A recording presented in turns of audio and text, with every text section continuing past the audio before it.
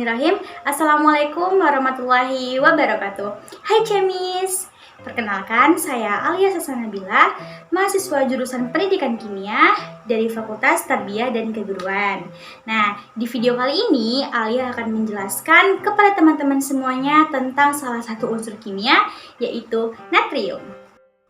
Cemis tahu nggak sih kalau natrium merupakan salah satu unsur kimia dalam tabel periodik dengan lambang unsur Na dan nomor atom 11, teman-teman.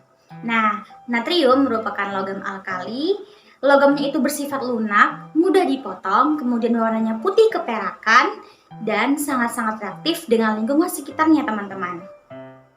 Biasanya logam bebas natrium atau logam murni natrium itu tidak dapat ditemukan bebas di alam, teman-teman, tapi biasanya ditemukan dengan senyawanya. Nah, senyawa yang mengandung natrium itu yang paling sering kita dengar adalah NaCl, Cemis.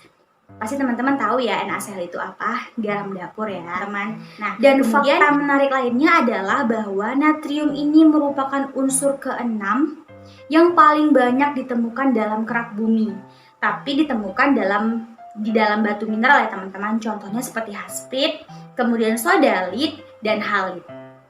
Sejarah penemuan unsur natrium itu sendiri ya, teman-teman. Penemuan unsur natrium ini tuh diawali oleh di Eropa pada abad pertengahan. Jadi orang-orang Eropa dahulu itu sebenarnya sudah mengkonsumsi natrium, teman-teman, tapi bukan natrium dalam logam murninya ya, tapi mereka mengkonsumsi natrium dalam senyawanya yang biasa mereka sebut dengan sodanum atau yang lebih kita kenal dengan soda. Jadi mereka mengkonsumsi soda dulu itu untuk menghilangkan rasa sakit kepala, teman-teman. Nah, kemudian logam natrium ini baru dikenal dengan logam natrium itu sendiri itu pada tahun 1807 oleh Sir Amfidavi dalam penelitiannya, yaitu mengelektrolisis natrium hidroksida. Kemudian pada tahun 1809 Ludwig Wilhelm Gilbert mengusulkan natronium untuk nama natrium. Kemudian singkatan kimia untuk natrium yaitu Na pertama kali diterbitkan pada tahun 1814 oleh John Jacobs Berzelius dalam sistem simbol atomnya. Oke, setelah kita bahas sejarah penemuan unsur natrium, kita masuk ke karakteristik unsur natrium. Nah, karakteristik yang pertama, ya pasti jelas ya sifat fisikanya itu apa. Nah, jadi natrium pada suhu dan tekanan standar merupakan logam lunak keperakan yang jika bereaksi dengan udara akan membentuk natrium oksida yang berwarna putih keabu-abuan, teman-teman, kecuali direndam dalam minyak atau gas inertnya. Nah, minyak atau gas inert ini merupakan standar penyimpanan dari natrium. Kemudian fakta yang paling menarik adalah logam natrium ini sangat-sangat mudah dipotong, teman-teman, bahkan menggunakan pisau. Nah, biar teman-teman nggak bingung nih, Alia kok bisa sih logam itu mudah dipotong gitu? Terus kok bisa sih apa sih Alia minyak atau gas inert itu? Nah, agar teman-teman nggak bingung, kita lihat cuplikan video berikut. Baik, teman-teman bisa lihat laki-laki ini sedang memotong-motong natrium, teman-teman. Nah, kemudian dia juga menekan-nekan natrium itu. Ini membuktikan bahwa natrium ini sangat lunak ya, teman-teman, logam lunak gitu. Padahal dia logam ya, yang kita tahu itu logam itu keras gitu kan. Nah, tapi natrium itu berbeda, teman-teman. Nah, kemudian ini dia sedang melakukan percobaan memasukkan natrium ke dalam air. Kalau teman-teman ingat, kan natrium itu sangat-sangat reaktif dengan air ya, teman-teman. Jadi natrium itu meledak kalau dimasukin dalam air. Nah, itu teman-teman bisa lihat ya. Nah, lalu apa Alia sifat kimia dari logam natrium ini?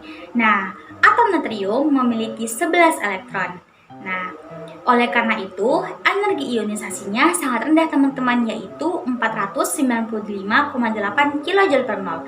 Oleh karena itu, karena energi ionisasinya rendah, maka dia akan mudah melepaskan atau kehilangan elektron terakhirnya menjadi positif daripada menerima satu elektron membentuk muatan negatif.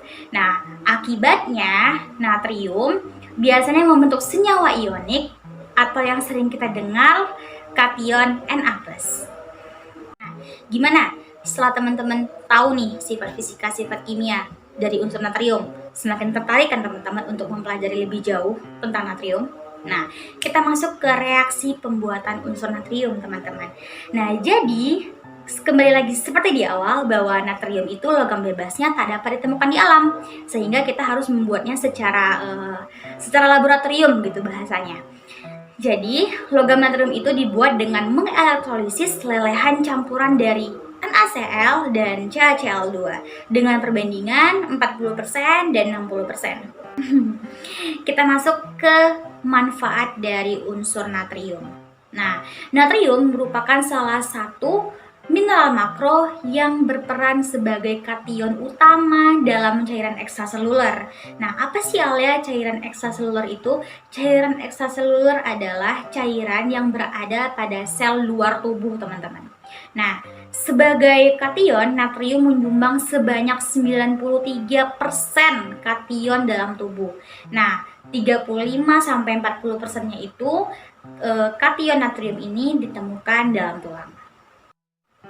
Udah tahu ya manfaat natrium, tapi sebenarnya masih banyak banget manfaat natrium. Teman-teman bisa searching, teman-teman bisa banyak-banyak baca lagi tentang natrium, oke? Nah, kita masuk ke senyawa dan manfaatnya. Nah, senyawa dan manfaat dari natrium ini tuh sangat banyak ya teman-teman. Salah satunya senyawa. Tapi di sini Alia ngambil satu senyawa aja, yaitu natrium sulfat atau Na2SO4. Nah, Na2SO4 ini banyak digunakan untuk industri, teman-teman, seperti industri pulp, kertas, gelas, deterjen, kemudian tekstil, keramik, farmasi, zat perwarna, dan sebagai reagen di laboratorium kimia. Jadi kalau misalnya teman-teman masuk ke labor, pasti ada aja tuh botol kaca yang tulisannya Na2SO4, karena dia betul-betul sepenting itu di laboratorium ya teman-teman. Ya ampun teman-teman, gak terasa ya udah di penghujung video pembelajaran kita hari ini. Terima kasih yang Alia ucapkan kepada teman-teman. Semoga ilmu yang Alia paparkan itu bisa bermanfaat. Kita bisa saling sharing and caring. Mohon maaf kalau misalnya Alia ada salah sebut atau segala macam. Alia mohon maaf. Saya akhiri, wassalamualaikum warahmatullahi wabarakatuh. Bye-bye teman-teman semuanya.